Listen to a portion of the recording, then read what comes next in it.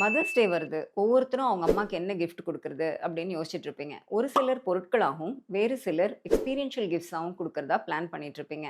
எப்பயுமே jewels, home appliances இந்த மாரி கிஃப்ட் பண்ணாம, அவங்களுக்கு ஒரு மெடிக்கல் இன்சூரன்ஸ் கவர் கூட நீங்க கிஃப்ட் பண்ணலாம். It will be very purposeful. அதே மாதிரி எப்பயும் ரெஸ்டாரண்ட் அந்த மாரி எக்ஸ்பீரியன்ஸஸ் பண்ணாம, அவங்களுக்கு என்ன விருப்பம் அப்படின்னு கேட்டு, அத நீங்க கிஃப்ட் பண்ணலாம். ஃபார் எக்ஸாம்பிள் ஒரு yoga class, art class or even அவங்களோட காலேஜ் குரூப்போட அவங்க ஒரு டூர் கூட போக விரும்பலாம். ஸோ இந்த மாதிரி கிஃப்ட்ஸும் யூஸ்ஃபுல்லா இருக்கும். என்ன கேட்டீங்கன்னா, ஃபினான்ஷியல் ஃப்ரீடம கூட நீங்க அவங்களுக்கு ஒரு கிஃப்ட்டா குடுக்கலாம். சப்போஸிங் உங்க அம்மாக்கு 60 வயசு ஆகுது.